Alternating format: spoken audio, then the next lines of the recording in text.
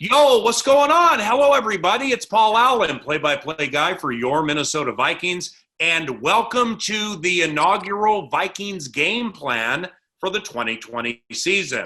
Ron Johnson, formerly with the NFL and the Golden Gophers, also with Fox 9, he's with us, and Pete Bercich, analyst for the Vikings Radio Network, former linebacker and coach for the Minnesota Vikings, here to analyze some topics. And gentlemen, given this is a matchup segment, at this stage, we don't have any matchups until we play Green Bay. So let's get introspective a little bit, and let's begin with Ron Johnson.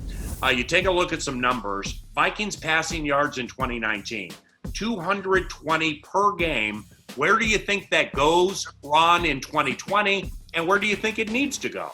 I think it definitely needs to go into the top 10, and I see it going that way. Kubiak talks about balance. That's what I like about him having Kirk Cousins. We know Kirk Cousins is deadly.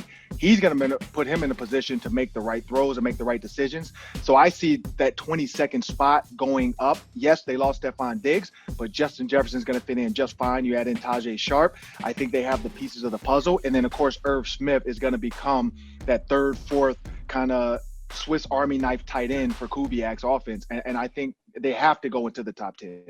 Peter, let's go to the defense, but keep it with passing. The Vikings passing defense permitted 233 yards per game last season, 15th best in the NFL. Now, what do you think of it from a secondary standpoint and just overall? Well, overall, I mean, we have our work cut out for us because you have such a different, odd, never experienced preseason coming into this year. You lose some veterans. I think the difference, though, Paul, in our passing defense, obviously that has to remain, and I would like to see it in the top 10.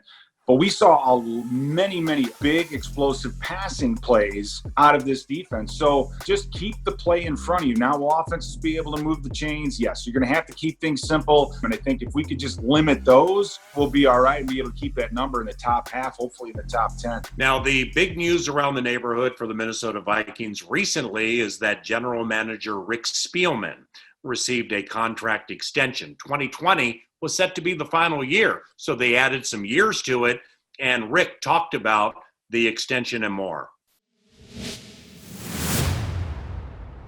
Keeping the continuity, I think that's very important. I think, as we're going through some of these new challenges that we have to face, that everybody has worked together so long, and the culture that we have in this building, I think plays a critical piece to our success. And everybody in their respective areas, I think, are the best in the NFL. When it comes to a general manager, you got free agency, you have the draft, but there's so much more that goes into it with that post. What do you think?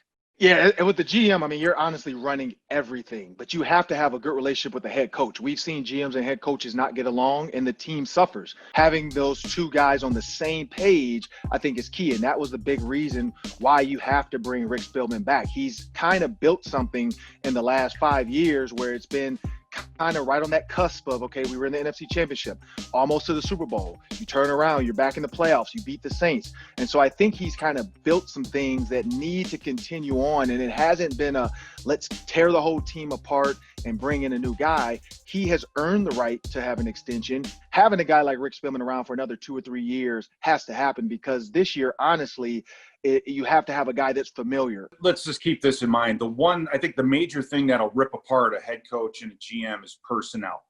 That is an area with which they will differ on who they think fits. This is where continuity is so important. You've had the same or similar offense for a number of years. You've had the same defense for a very, very long time with Rick.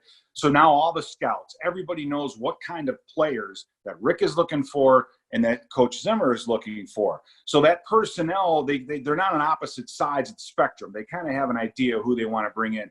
The second thing when you bring in continuity is time frame. Head coaches are literally week to week to week. I lost a guy, I need a guy.